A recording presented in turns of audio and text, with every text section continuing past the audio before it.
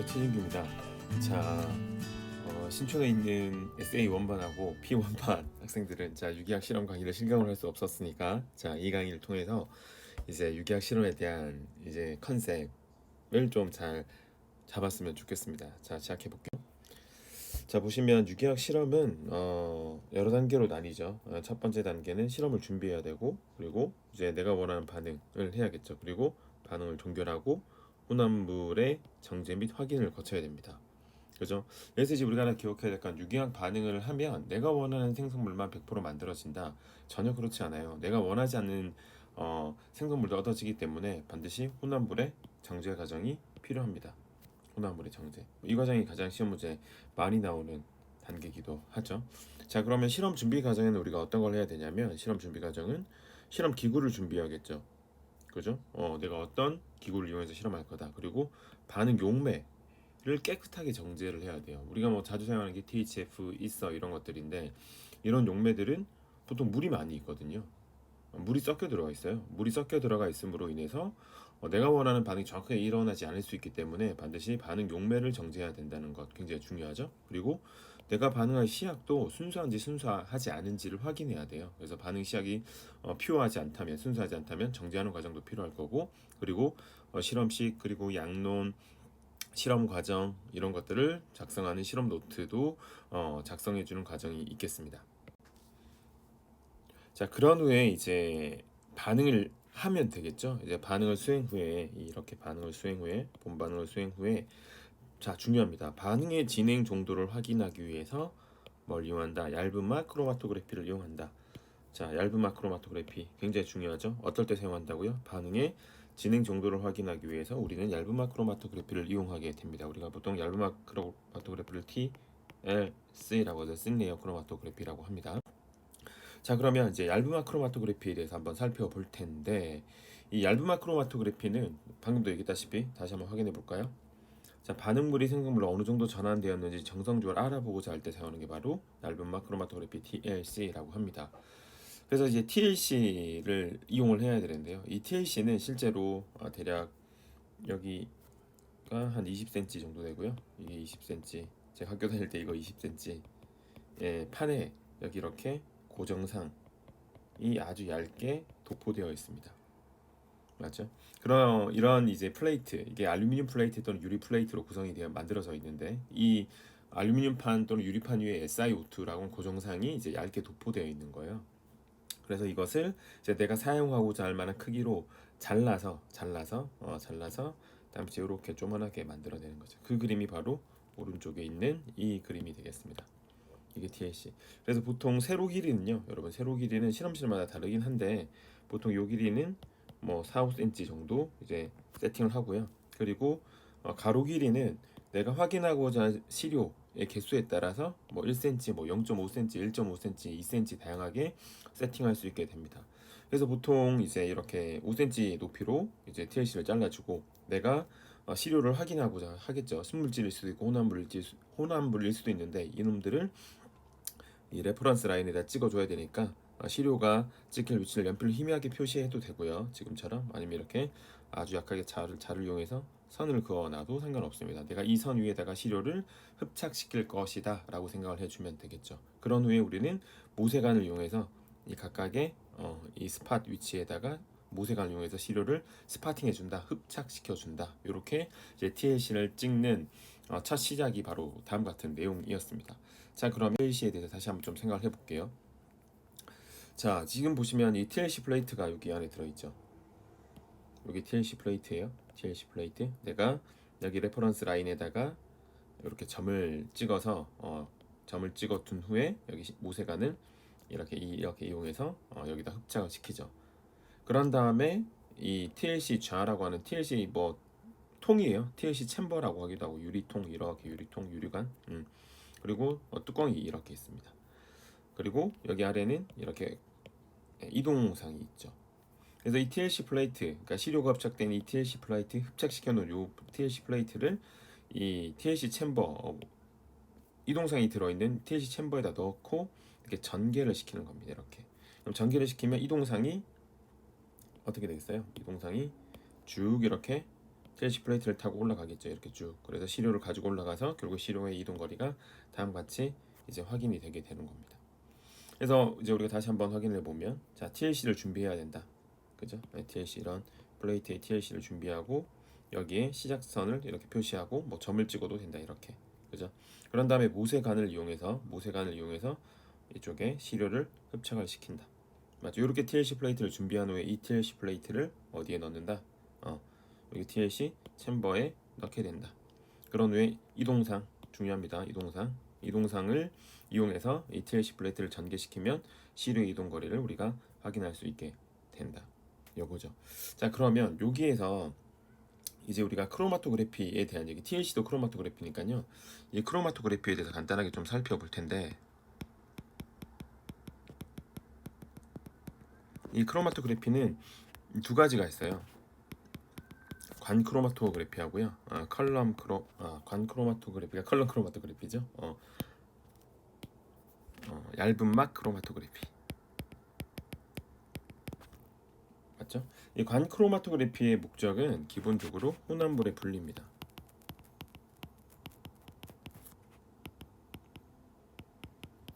그리고 얇은 막 크로마토그래피는 반응의 진행 정도,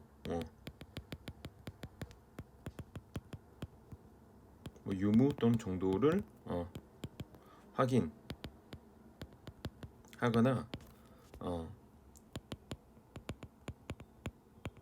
화합물의 순도를 확인할 수도 있습니다.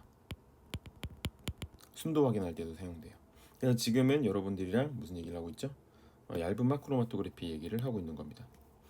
그죠? 그래서 반응의 진행 유부를 확인할 때 사용하고 혼합물의 순도를 확인할 때 이제 우리가 보통 얇은 마크로마토그래피를 사용하죠. 그래서 근데 이 크로마토그래피는 구성 성분이 굉장히 중요한데, 여러분 고정상이 있어요. 고정상.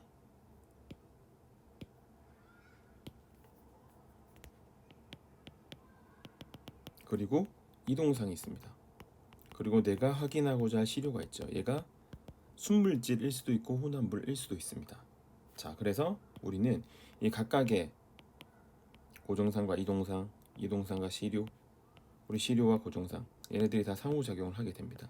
이 상호작용의 크기를 잘 분석하는 게 굉장히 중요한데요. 이 중에서 가장 중요한 상호작용, 가장 우선적으로 고려할 상호작용은 바로 얘입니다. 고정상과 이 시료의 상호작용이 가장 중요해요. 이 고정상과 시료의 상호작용. 근데 이 고정상이 거의 우리 시험에서는 정해져 있어요. 시험에서는 이 고정상이 바로 대부분 SiO2입니다. 이 SiO2를 우리가 보통 극성 고정상이라고 합니다.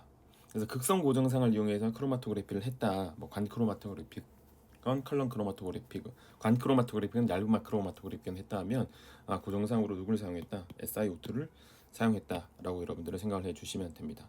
그리고 이 고정상과 함께 굉장히 중요한 게 시료죠. 여기 흡착되어 있는 시료예요, 여러분. 이 시료가 이제 이동상에 의해서 이렇게 끌려 올라가게 될 겁니다. 왜? 이동상이 전개가 되니까. 그렇죠? 그래서 이 시료가 얼만큼 이동했냐가 바로 고정상과 시료의 상호작용, 이동상과 시료의 상호작용, 이동상과 고정상의 상호작용에 의해서 결정되어진다. 이렇게 여러분 생각하시면 되고요. 그리고 여기서 이제 하나 이제 우리가 기억해야 될 게, 지금 이동상에 의해서 지금 시료가 전개되죠. 이 TLC 챔버 안에는 이동상의 농도는 항상 일정해야 됩니다. 그래야지만 시료의 이동 거리가 항상 동일한 시료일 경우에는 동일한 이동 거리가 나타나게 돼요. 동일한 시료를 할지라도 이동상의 극성이 달라지면 시료의 이동 거리, 우리가 뒤가서 정리할 RF 값이 달라지게 됩니다. 자, 그러면 이 이동상 모바일 페이지의 극성을 일정하게 하기 위해서 할 수 있는 테크닉이 바로 필터 페이퍼를 깔아줘서 용매가 휘발되는 걸 방지해 주거나, 그죠? 또는 이제 여기 뭐 뚜껑 닫아줘야겠죠. 뚜껑. 그래서 여러분 두 가지 기억하시면 돼요. 필터 페이퍼 깐다. 그리고 뚜껑 닫아서 이동상이 증발되는 걸 방지해야 한다. 이렇게 여러분 숙지를 해두시면 되겠습니다. 자, 그래서 지금은 간단하게 여러분이랑 TLC를 어떻게 찍고, 그죠? 모세관 이용해서 흡착시키고 요 놈을 이동상에 의해서 전개시키는 방법에 대해서 한번 소개를 했고, 전반적으로 크로마토그래피의 종류, 그리고 구성, 그 크로마토그래피의 구성 원리, 이런 것들에 대해서 소개를 했으니까 이 정도로 좀 하고, 자, 다음 페이지 가볼게요. 다음 보니까 제가 방금 설명했던 내용 여기 잘 나와 있죠. 자, 걸음 중의 사용 목적이 뭐냐? 이동상의 극성 변화 방지 굉장히 중요하죠. 극성이 변하면 절대로 안 돼요. 그죠? 오케이. 그래서 비칸에 이동상이 적시어진 걸음 정의를 넣어두면 이렇게 걸음 정의를 넣어두면 이동상의 극성 변화로 인한 RF 값의 변화를 막을 수 있다. 왜냐하면 동일한 시료는 항상 동일한 RF 값이 나와야지만 서로 비교가 될 수 있겠죠. 근데 그 RF 값, 시료의 이동 거리란 건 이동상의 극성에 따라 매번 달라집니다. 동일한 시료를 할지라도 RF 값이 달라져요. 그러니까 이동상의 극성을 유지시키는 것은 굉장히 중요하다. 이렇게 여러분 생각을 해주시면 되겠습니다. 자, 그럼 이제 우리가 다시 제가 설명드렸던 내용들 조금 하나씩 더 살펴볼 텐데요. 고정상 한번 생각해 보죠. 고정상. 자, 고정상의 종류는 굉장히 다양한데요. 알루미나, 차콜, 그죠? 그리고 마그네슘 구조, 그리고 실리카젤이 있는데 여기서 중요한 건 말씀드렸다시피 실리카젤이 가장 중요합니다. 그리고 하나 더 기억하자면 알루미나까지 이렇게. 그죠? 그래서 지금 SiO2라고 하는 이 실리카젤은 다음 같은 구조를 가져요. 이렇게. 이게 고정상의 구조예요. 여기서 중요한 건 바로 이렇게 하이드록시기가 있어요. 그래서 중요한 건 여러분 얘네들은 꼭 기억하셔야 돼요. 무슨 고정상이다? 극성 고정상이다. 이 극성 고정상은 바로 정상 크로마토그래피를 의미한다. 그래서 방금도 말씀드렸다시피 여러분 시험 문제에서 정상 크로마토그래피를 했어요 라고 하면 고정상이 무슨 고정상이다, 극성 고정상인데 가장 대표적인 게 누가 있다? SiO2가 있다. 이렇게 여러분 주시해 주시면 되겠습니다. 자, 그러면 지금 극성 고정상인 SiO2가 이렇게 있어요. 그죠? 그런 다음에 여기 기질이 있네요. 나이트로페놀이죠. 오소 나이트로페놀. 이 하이드록식이랑 SiO2에 있는 이 하이드록식이랑 지금 뭐 하는 그림이에요? 이 그림이 수소 결합이 되고 있는 그림이죠. 상호작용이 크다는 걸 의미합니다. 시료와 고정상 간의 상호작용이 크다. 수소 결합에 의해서 강하게 상호작용한다. 그리고 여기 보니까 또 OH랑 그죠? 여기 OH랑 나이트로기에 산소의 전자쌍 그리고 SiO2의 하이드록시 그룹의 HA에 또 뭐죠? 여기도 수소 결합을 나타내는 거죠. HB 됐죠? 그래서 지금 기질과 SiO2하고 시료 사이에 뭐에 대해서 얘기한 거라고요? 수소 결합에 대해서 얘기하고 있어요. 보통 이렇게 수소 결합이 가능한 작용기를 가지고 있으면 SiO2랑 상호작용이 큽니다. 그럼으로 인해서 시료 이동 거리가 짧아질 수밖에 없어요. 자, 그럼 다음 또 볼까요? 여기 실리카젤이라고 SiO2가 있죠. 여기 하이드록시 보이시죠? 여긴 뭐죠? 무슨 결합? 수소 결합 얘기하는 거고요. 지금 여기 알켄이 있는데 이 알켄, 이 알켄이 극성입니다. 극성. 이렇게 쌍극자 모멘트가 존재하니까요. 그죠? 이 극성인 이 알켄이 고정상인 SiO2의 이 극성이잖아요. 극성과 극성 무슨 상호작용? D 상호작용. 그러니 여러분 다시 한번 이 시료와 SiO2 간의 상호작용이 크면 클수록 여러분 시료 이동 거리는 짧아져요. 이때 이 SiO2와 시료 간의 상호작용을 이 HB 또는 뭘로 여러분 잘 판단해 주면 된다. DD. 이 수소 결합과 DD가 크면 클수록 시료 이동 거리는 짧아지게 될 것이다. 이렇게 여러분 생각을 해주시면 되겠습니다. 자, 다음은 이동상에 대한 얘기를 할 거예요. 이동상은 보통 용매입니다. 유기용매인데요. 지금 보시면 제가 여기 레퍼런스 라인을 쭉 그었어요. 다 동일하게 TLC에다가. 그리고 동일한 시료를 여기다가 스파팅 여기다 스파팅. 그죠? 모세관 이용해서 스파팅 한 다음에 이렇게 이동상을 전개시켰어요. 그리고 중요한 건 이동상이 전개됐을 때 절대로 끝까지 전개되면 안 돼요. TLC 플레이트 끝까지. 그러면 시료 이동거리를 정확하게 확인할 수가 없어서 반드시 이렇게 쭉 전개돼서 올라가다가 시료 TLC 플레이트가 끝나는 지점에서 바로 TLC 챔버 안에서 꺼내야 됩니다. 그래서 끝까지 전개시키면 안 된다는 거 잘 이제 기억해 두시고, 자, 그리고 이제 여기서 굉장히 중요한 거, 지금 이동상에 폴라리티, 극성에 따라서 시료의 이동 거리가 달라집니다. 지금 동일한 시료를 여기다 스파팅했음에도 불구하고 이 시료의 이동 거리가 다 다르죠. 이렇게 그죠? 왜 그럴까? 여러분, 아까 전에 제가 이 고정상이 있죠. 크로마토그래핀, 그리고 뭐 시료, 그리고 이동상이 있죠. 가장 중요한 상호작용이 얘라고 했잖아요. 이 상호작용을 우리가 방금 봤죠. 시료가 극성이 크거나 수소결합이 가능하면 SiO2랑 상호작용이 클 것이다. 이게 기본적인 전제인데 여기에 이동상을 추가시키는 겁니다. 이동상과 고정상 간의 상호작용이 커지면 어떻게 될까? 그럼 여러분, 얘랑 상호작용이 얘랑이랑 상호작용 하고 있는데 상대적으로 얘랑 상호작용이 커지면 이놈과 이놈의 상호작용, 고정상과 시료의 상호작용은 작아질 것이다. 고정상과 시료의 상호작용이 뭐해질 거다? 작아질 거다. 어떻게 된다면? 고정상과 이동상 간의 상호작용이 커진다면. 그래서 기본적으로 이 이동상과 시료의 상호작용은 뭐 이동상이 시료를 녹일 수만 있으면 돼서 이건 가장 후순위로 따지는 겁니다. 그래서 가장 첫 번째가 얘요. 첫 번째가 얘, 두 번째가 얘, 세 번째 고려가 얘입니다. 그러니까 고정상과 시료 간의 상호작용이 기본인데 여기서 이동상과 고정상의 상호작용이 커지면 얘랑 상호작용, 고정상과 시료 간의 상호작용이 작아질 것이다. 이렇게 이해를 해주면 되겠죠. 그래서 지금 헥세인, 메틸렌 클로라이드, 에틸아세테이트가 있는데 메틸렌 클로라이드는 이걸 의미하는 거예요. 에틸아세테이트는 이 구조 얘기하는 거고 얘 얘기하는 거예요. 그래서 우리가 이해될 건 이렇게 갈수록 극성이 커지고 있어요. 자, 이동상의 극성이 커진다. 여러분, 이동상의 극성이 커진다. 고정상과 상호작용이 클 거야. 왜? 얘가 극성이니까. 그럼 얘랑 상호작용이 작아질 거야. 그러니까 시료의 이동 거리는 증가하게 될 것이다. 이렇게 여러분 확인하시면 되고요. 그리고 다시 뒤에 가서 정리를 하겠지만 극성이 커지잖아요. 시료의 이동 거리를 우리가 RF라고 부릅니다. RF가 뭐가 된다? 증가하게 된다. 이동상의 극성이 증가하면 RF 값이 커지게 된다. 그럼 반대로 얘기하면 이동상의 극성이 작아지면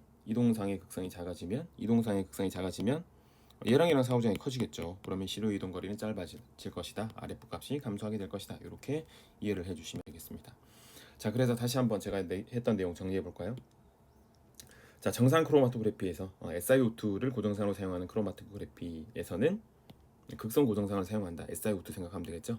이동상의 극성이 증가할수록 고정상과 이동상 간의 상호작용이 커지기 때문에 자, 시료의 극성과 상관없이 자, 극성 고정상에 대한 시료의 상호작용이 감소한다고. 왜? 이동상의 극성이 커졌기 때문에. 그래서 RF 값이 증가하게 된다. 시료와 고정상 간의 상호작용이 작아지면 RF 값이 시료 이동 거리가 증가하게 될 것이다. 이렇게 여러분 잘 이해하셔야 됩니다. 시험 문제 여러 번 나온 거니까 꼭 잘 숙지하셔.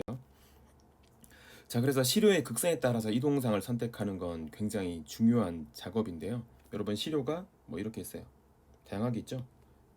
뭐 알케인, 알켄 있어. 뭐 극성이 작은 것들이죠. 그리고 얘네들은 이제 RX, 알데하이드 카보닐 극성이 뭐 중간 정도. 그리고 얘네들 알코올, 아민, 카복실산 극성이 크죠. 그리고 얘네들은 HP도 가능하고 뭐죠? DD. 그죠? 얘네들도 뭐 HP 카보닐이니까 HB, DD 상호작용이 가능하죠. 그죠? 얘네들이 실제로 가장 뭐 약한 상호작용을 갖겠죠. 오케이. 그래서 시료가 극성이 크거나 수소결합이 가능하면 SiO2랑 상호작용이 커질 겁니다. 그래서 아래쪽으로 올수록 극성이 커지는 거죠. 극성이 커지면 생각해 보세요, 여러분. 고정상과 시료 간의 상호작용이 커지니까 이동상의 극성도 커야겠죠. 그래야지 시료를 스타팅 라인에서 이동시킬 수 있을 겁니다. 그래서 아래쪽으로 올수록 이제 극성이 큰 용매들을 표현한 건데 보통 유기학에서는 사용하는 용매가 정해져 있어요, 여러분. 헥세인하고요, 에틸아세테이트를 섞었습니다. 혼합 용매로 주로 사용해요. 그래서 헥세인의 양이 증가되면 만약에 헥세인, 에틸아세테이트 1대1로 섞었다가 이제 헥세인을 양을 2로 하고 에틸아세테이트를 1로 하면 극성이 감소하는 거고요. 에틸아세테이트의 양이 증가하고 헥세인의 양이 감소하면 극성이 증가하게 되는 거죠. 에틸아세테이트의 양이 증가한다. 이동상의 극성이 증가한다. 헥세인의 양이 증가한다. 그러면 이동상의 극성이 감소한다. 이렇게 여러분 해석해 주시면 되고요. 또 하나의 조합으로 많이 사용하는 건 얘하고요. 얘 많이 사용합니다. 근데 CHCl3도 많이 사용하는데요. 더 많이 쓰는 건 CH2CL2 많이 사용합니다. 그렇죠. 그래서 여러분들은 이렇게, 그래서 보통 이렇게 많이 표현하죠. 헥세인 HEX, 헥세인 ETOAC. 몇 대 몇으로 사용했냐? 맞죠? 몇 대 몇 이렇게, 그죠? 오케이. 이때 헥세인의 양이 증가하면 이동상의 극성은 비극성에 가까워지는 거고, 에틸아세트의 양이 증가하면 이동상의 극성이 증가하게 되는 겁니다. 그리고 또 다른 조합으로 많이 사용하는 게 다이클로로메테인하고 메탄올.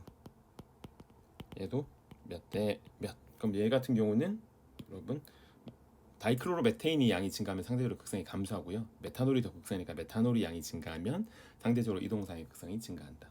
그래서 여러분 그 시료의 극성이 클수록 이동상의 극성도 큰 조합을 선택해야지만 적절하게 우리가 RF 값을 관찰할 수 있게 된다. 이렇게 이해를 해주시면 되겠습니다. 자, 다음은 이제 크로마토그래피의 분리 원리인데요. 뭐 이거는 그냥 간단하게 여러분 보고 넘어가면 될 것 같아요. 지금 고정상이라고 표현되어 있죠. 이 고정상이 누구예요? SiO2, 그죠? 있죠. 그리고 여기다가 시료 흡착을 시킨 거죠. 딱딱딱딱딱, 그죠? 그런 다음에 이동상으로 여기를 이렇게 쭉 전개를 시킵니다. 그러면 이동상이 쭉 TLC 플레이트를 타고 쭉 계속 전개가 되겠죠. 이렇게 쭉 전개가 되겠죠. 전개됐을 때 어디까지 전개시킨다고요? 반드시 TLC 플레이트가 끝나기 전에 전개를 멈춰야 된다. 이때 보니까 쭉 이동상이 데리고 가면서 이동상이 이렇게 시료를 데리고 가겠죠. 이렇게 갈 때 이 A, B가 서로 다른 분자예요.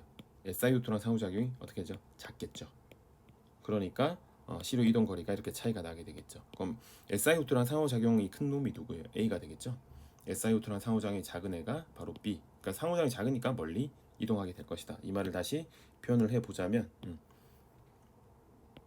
쌍극자 모멘트 A하고 B 중에서 누가 극성이 크냐? 당연히 시료 이동 거리가 작은 A가 극성이 더 큰 분자로 우리는 이해할 수 있게 될 겁니다. 자, 그러면 우리가 보통 TLC에서 시료의 이동 거리를 뭐라 표현한다? RF라고 표현하는데요. 이 RF는 다음과 같이 정의됩니다. 용매 이동 거리, 이동상 이동 거리 분의 시료 용질의 이동 거리.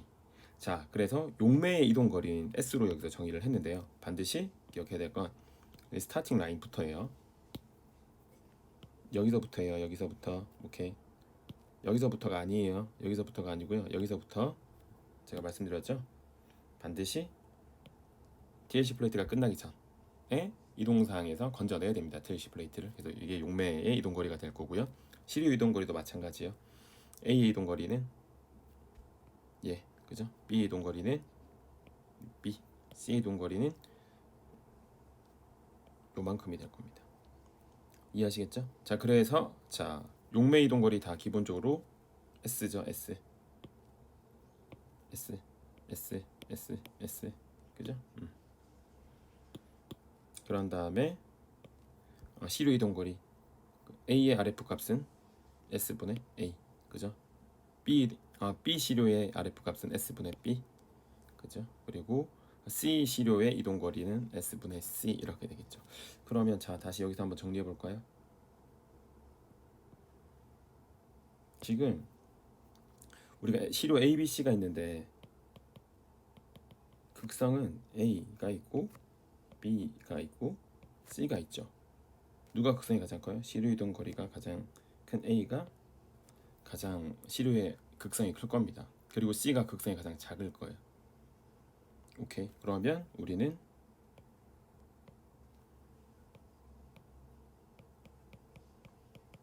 C가 RF 값이 가장 크죠. 왜? 시료 이동 거리가 가장 크니까요. 그죠? 그러면 시료의 극성이 클수록 RF 값은 뭐 할 거다? 작을 것이고, 시료의 극상이 작을수록 RF 값이 어떻게 될 것이다? 증가될 것이다. 이렇게 여러분 이해를 해 주시면 됩니다. 그래서 오늘 몇 번 얘기한 것 같은데 여러분 동일한 시료를 할지라도 시료의 극상에 따라 RF 값은 다 달라져요. 그러니까 동일한 시료인지 아닌지 우리가 TLC를 가지고 확인하려면 반드시 용매의 극상이 동일한 상황에서 비교를 할 수 있어야 돼요. 즉 이동상의 극상이 동일해야지만 시료의 RF 값으로 두 시료가 동일한 시료인지 아닌지를 비교할 수 있게 된다. 그리고 시료의 이동거리 RF 값은 다음같이 정의할 수 있다. 이렇게 여러분 정리를 해주시면 되겠습니다. 자, 그래서 TLC를 찍는 방법에 대해서 다시 한번 쭉 볼게요. 자, TLC 플레이트를 준비하고 레퍼런스 라인을 긋고 여기다가 모세관에다가 시료를 흡착시켜서, 그죠? 모세관에 시료 흡착해서 여기 요렇게 스파팅을 해주면 됩니다. 그런 후에 얘를 TLC 챔버에 담그게 되겠죠. 얘를 담궈서 이동상이 전개되게끔 해야 되는데 여기서 또 포인트 하나를 또 소개할게요. 지금 시료를 스파팅한 라인이 이 라인이죠. 그죠? 그리고 용매가 존재하는 용매를 이 TLC 관 챔버 안에 채울 텐데 반드시 어떻게 돼야 된다? 이 스타팅 라인 아래쪽에 채워져 있어야 돼요. 이 용매가 이 이동상이 이 스타팅 라인 아래쪽에 있어야지만 정확한 RF 값을 측정할 수 있게 됩니다. 자, 그래서 다시 TLC 플레이트를 준비해서 모세관 이용해서 스파팅을 한 후에 이 플레이트를 이동상에 담근다. 그런 다음에 뚜껑 닫아주겠죠? 뚜껑 닫아주면 용매가 이동하면서 시료를 쭉 가지고 올라갈 겁니다. 맞죠? 쭉 가되 어디서 멈춰야 된다고?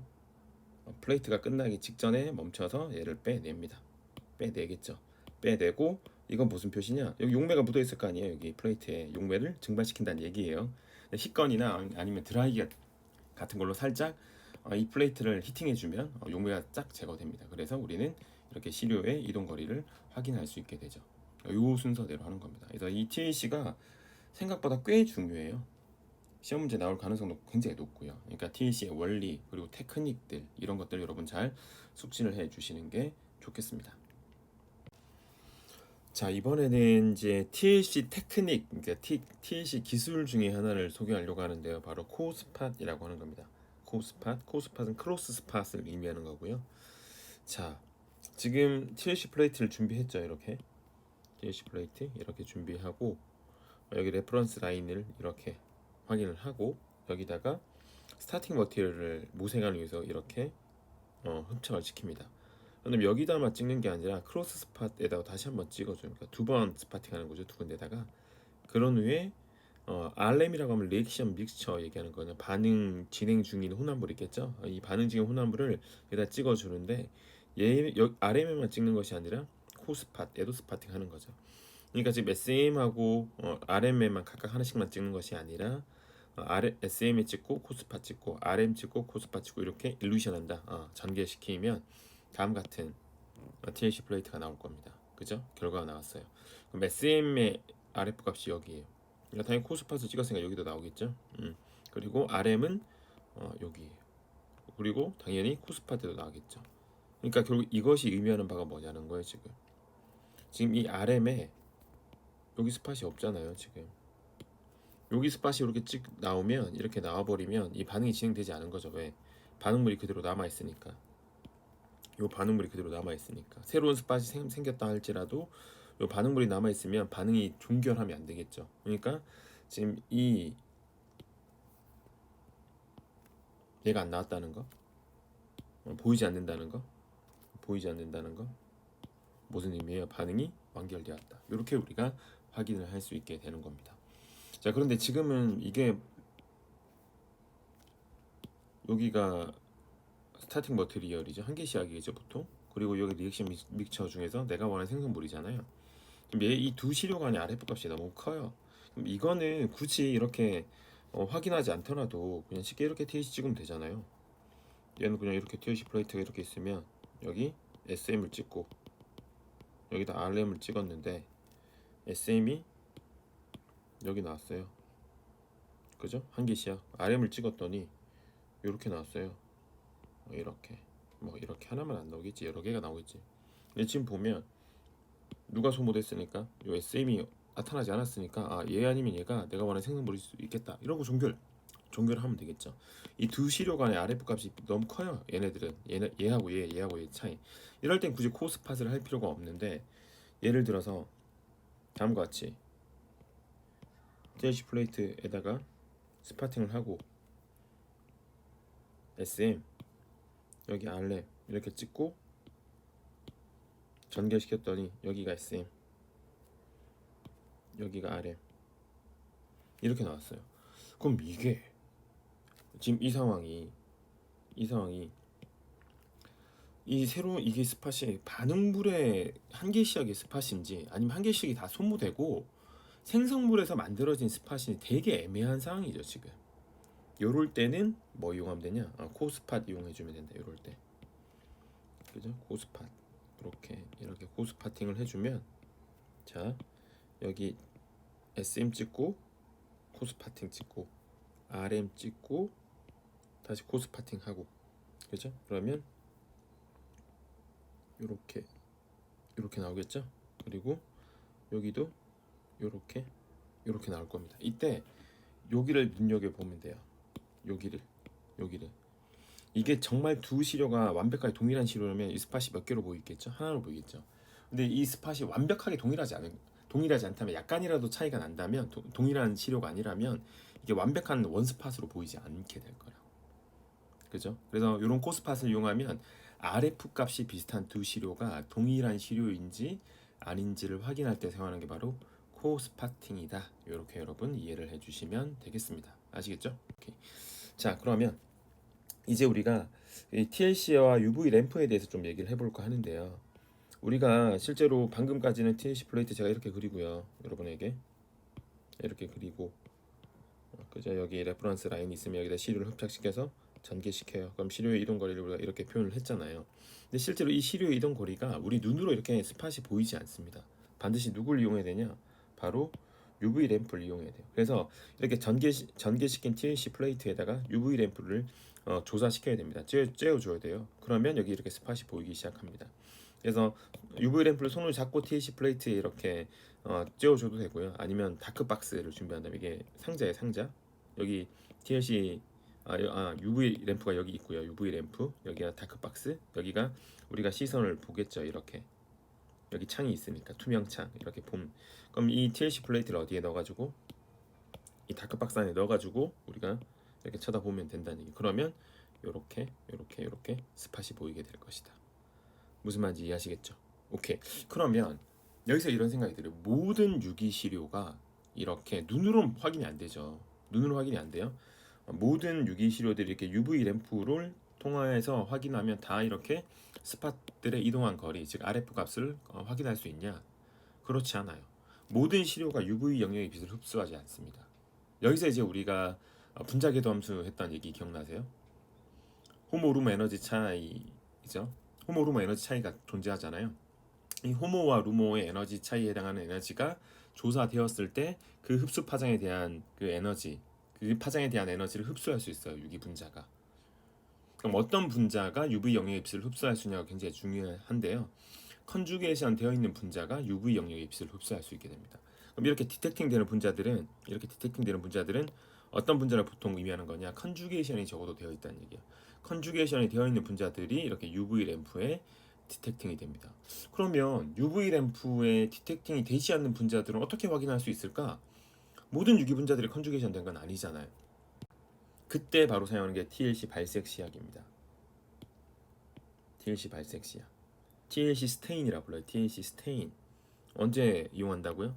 UV 램프에 보이지 않을 때 TLC가. 그죠? 그래서 여러 가지 발색 시약이 있는데, 제가 볼 때 우리 PT에서 중요한 거, 자, KMNO4 중요합니다. TLC 플레이트를 이 발색 시약에 담궈요. 그럼 이렇게 TLC 플레이트 이렇게 시료들이 어느 위치에 있는지 이렇게 발색이 된다는 뜻이에요. 가장 대표적인 KMNO4인데요.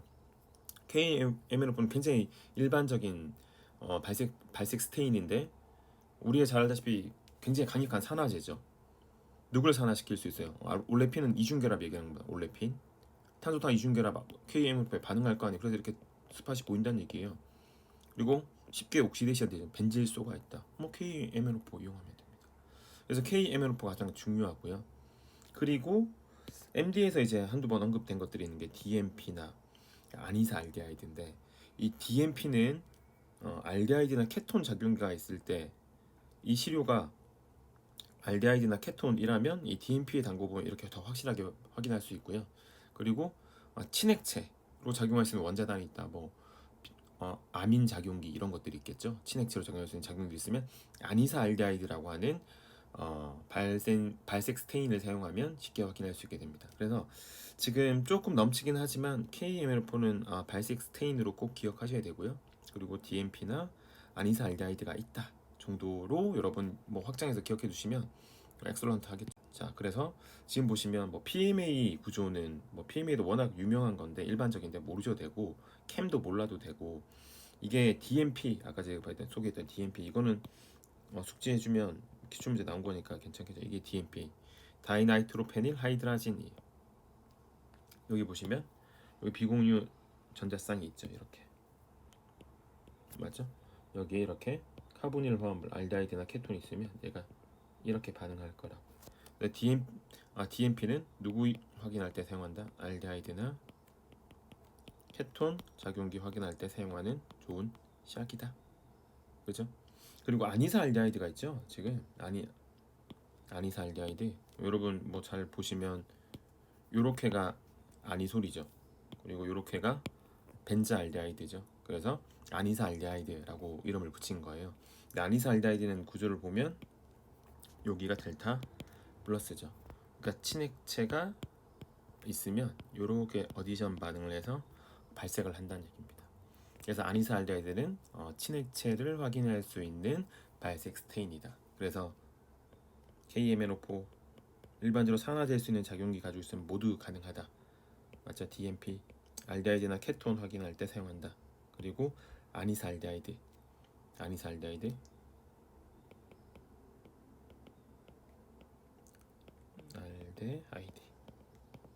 이 세 가지 정도만 뭐 기억하고 있으면 아주 훌륭합니다. 아시겠죠? 이게 발색 시약이에요. 그래서 지금 제가 여러분 TLC에서 그죠? 시험 문제 안 나온 것 중에 UV 램프 모든 시료가 확인되는 게 아니에요. TLC 그냥 확인했다 하지만 UV 램프로 확인하는 겁니다. 오케이. 그리고 발색 시약 스테인이라고 부르는 거 맞죠? 네. 그리고 여기 하나 더 적을까요? TLC 코스팟. 오케이. 이런 것들은 시험 문제 안 나온 거니까 요 부분들은 그래도 한번 좀 중요하게 생각해서 머릿속에 숙지를 해주시면 감사하겠습니다. 아시겠죠? 오케이. 자, 이렇게 TLC가 여전히 시험 문제 굉장히 중요한 포지션을 차지하고 있어요. 이거 잘 이해하는 거 중요한 거니까요. 다시 한번 쭉 정리하시고 TLC를 어떻게 찍냐? TLC 플레이트를 준비하고 모세관을 이용해서 고정상에 스파팅을 하고 그런 다음에 이동상에 담궈서 전개시키고 전개시킬 때 이동상의 극성을 유지시키기 위해서 어떻게 해야 되고 전개시킬 때 어느 선까지 전개를 시켜야 되고 그죠? 이동상의 종류는 무엇이고 그죠? 시료와 고정상의 상호작용 고정상과 이동상 간의 상호작용을 고려해서 RF 값이 어떻게 될 것인가 예상할 수 있어야 되고 맞죠? 이런 것들을 순서대로 좀 잘 머릿속에 숙지하는 것이 매우 중요합니다. 자, 다음은 이제 우리가 TLC 가지고 반응의 진행 정도를 확인하잖아요. 근데 반응 속도가 매우 느릴 수가 있어요. 그러니까 반응 시약이 한 개 시약이 굉장히 느리게 소모된다거나 더 이상 소모가 되지 않고 있다거나 이렇게 이제 판단이 되면 이제 가열을 하게 되겠죠. 반응 속도를 빠르게 할 수 있는 방법 중에 가장 간단한 게 가열이에요. 가열. 우리가 보통 이 조건을 가열 한류 조건이라고 부르고 영어로 리플럭스라고 부릅니다. 리플럭스 컨디션이라고 하는데요. 이 가열하기 위해서는 용매에 끓는 점 이상으로 가열해요.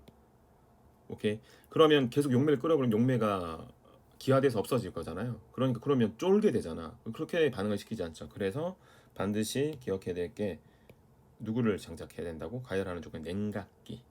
리플럭스 컨덴서라고 하는 냉각기를 장착해야 돼요. 냉각기의 모습은 다양한 모습이 있으니까 뭐 이거를 다 외울 필요 없고요. 냉각기가 필요해요. 유리관에 냉각기가 필요한데 보통 순행식 냉각합니다. 물 이용해서 차가운 물 이용해서 냉각을 시키죠. 그래서 지금 열원을 이용해서 이렇게 가열을 해요. 그럼 반응 용매가 이렇게 차 있을 거 아니에요? 여기 이렇게 차 있겠죠. 그럼 얘네들이 끌어오르겠죠. 이렇게 끌어오르겠죠. 이렇게 그래서 만약 냉각기가 없으면 뿅뿅뿅 이렇게 다 날아가 버릴 거 아니에요, 여러분. 이렇게 되면 안 되잖아요. 예, 그러니까 우린 반드시 냉각기를 장착해야 됩니다. 그죠? 냉각기를 장착해서 용매가 이렇게 끌어오를 때, 용매가 이렇게 끌어오를 때 다시 냉각해서 밑으로 반응 용기 안으로 떨어지게끔 해야 돼요. 그래서 순행식 냉각을 하는데요. 지금 이 여기서 이제 그 용매 끓는 점 이상으로 가열하면 용매가 끌어오르겠죠. 쭉 이렇게 타고 올라갑니다. 요 안쪽 관이에요. 안쪽 관 여기 보시면 안쪽 관 보이시죠? 요 안쪽 관, 요쪽 관을 통해서 올라가면 이 바깥쪽 관을 통해서 이제 물이 통과하는데 이때 물의 통과 방향이 굉장히 중요한데 물의 진행 방향은 물이 반드시 요렇게 들어가서 이렇게 올라간 다음에 이렇게 나가야 돼요. 그래야지만 냉각기 안에 물이 가득 차게 되고요. 냉각기 안에 물이 가득 차야지만 냉각 효율이 극대화됩니다. 냉각 효율이 극대화되기 때문에 반드시 물의 진행 방향, 보통 아래쪽에서 물을 집어넣어서 관을 통과시키고 냉각기를 통과시키고 바깥쪽 위쪽 관을 통해서 물을 빼내게 된다는 것 여러분 잘 이해해 주시면 되겠습니다. 그래서 이제 처음 반응을 계획할 때 가열해야겠다 생각하면 냉각기를 처음부터 장착하시면 되고, 반응을 진행하고 TLC를 가지고 모니터링하고 있는데 반응 속도가 너무 느린 것 같아, 한계 시약이 잘 소모되지 않으면 그때 다시 냉각기를 장착해서 가열 환류를 할 준비를 해 주시면 되는 거예요. 그래서 보통 온도가 10도 상승할 때마다 반응 속도가 빨라지긴 하는데, 반응 속도가 빨라진다는 얘기는 그만큼 부반응이 일어날 가능성도 있기 때문에 무조건 가열하는 게 뭐 능사는 아니긴 하지만 보통 유기압에서 반응 속도를 빠르게 하기 위해서는 뭐 한다? 냉각기를 장착한다. 이렇게 여러분 생각을 해주시면 되겠습니다. 그죠? 냉각기를 통해서 이제 이렇게 끓이면서 반응해서 여전히 TLC 이용해서 반응의 진행 정도를 모니터링 하시면 됩니다. 자, 반응의 진행 정도를 TLC로 모니터링 했죠. 그래서 한계 시약이 다 소모됐어요. 그럼 반응을 종결해야겠죠. 근데 뭐 계속 반응을 진행시키면 TLC 찍었는데 더 이상 한계 시약이 소모되지 않아. 그러면 계속 할 수는 없잖아요, 여러분. 그러니까 반응을 종결해야겠죠. 그죠? TLC를 통해서 종결 조건, 종결 시점을 여러분들이 판단하게 되는 겁니다. 뭐 약대 가서 실험해 보면 무슨 말인지 쉽게 이해할 수 있을 거예요. 그러면 이제 반응을 종결해야 되는데, 이 반응을 종결한다고 했을 때 우리는 어떤 표현을 하냐? 퀸칭이라는 표현을, 퀸칭. 그죠? 반응을 진행시키고 일정 시점이 되면 반응을 종결해야 된다. 그죠? 종결한다는 건 어떤 의미를 갖는다? 실제로 반응물하고 반응 시약을 항상 양론적으로 1대1로 넣지 않죠. 반응 시약을 일반적으로 과량으로 넣습니다. 이 반응 시약들이 남아 있겠죠. 한계 시약이 다 반응하고도. 그럼 그 반응성을 가진 시약들을 다 없애야 될 거 아니에요. 그죠? 그때 이제 반응성을 없애주는 과정을 우리가 퀸칭한다, 반응을 종결한다는 의미로 해석해 주시면 됩니다. 예를 들어서 여러분, 염기를 사용한 반응이요. 염성 조건에서 반응했죠? 그럼 이제 물을 넣어서, 그죠? 약간 염기의 농도를 낮춰주거나 또는 산을 첨가해서 산염기 중간에서 중성화를 시켜주게 되겠죠. 보통 중성 조건에서 반응을 종결하는 게 일반적이니까. 맞죠? 근데 하지만 이건 항상 일반화되는 게 아니라 내가 원하는 작용기가 카복실산이에요. 그럼 당연히 약간 산성 조건에서 반응을 종결하는 게 좋겠죠. 근데 내가 원하는 작용기가 아민이에요. 질소에 비공유 전해쌍이 있는 아민이에요. 그럼 아민은 비공유 전해쌍이 살아 있어야 될 거 아니에요. 그죠? 근데 그걸 산 조건에서 종결해요. 그럼 말이 안 되잖아요. 걔는 약간 염성 조건에서 종결해야겠죠. 일반적으로 중성 조건에서 종결하는 것을 기본으로 하나, 최종 생성물의 작용기의 종류에 따라서 산성 조건으로 종결할 건지 염기 조건으로 종결할 건지를 잘 판단해 줘야 됩니다. 그죠? 그리고 산화제를 이용한 반응이에요. 그럼 환원제로 종결할 수 있죠. 뭐 이것의 가장 대표적인 예는, 자, 1번 OSO4 했죠. 2번 NaHSO3 수용액. 그죠? 이때 얘가 산화제예요. 그죠? 얘는 뭐죠? 환원제죠.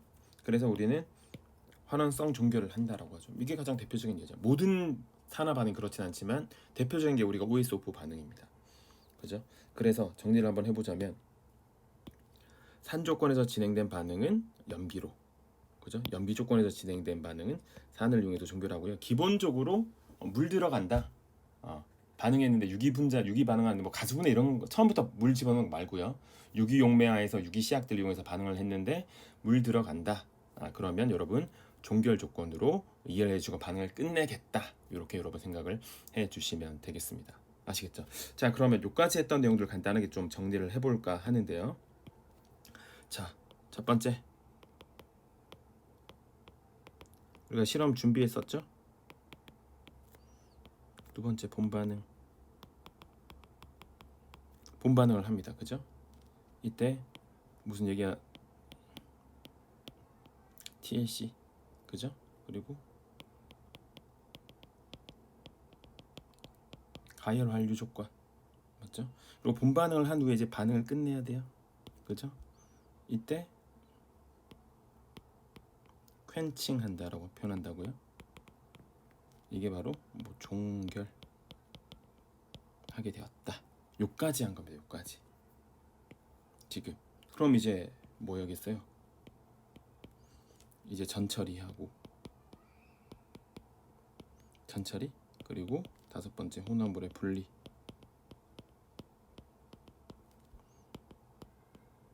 그죠? 이렇게 계속 해나가게 될 겁니다.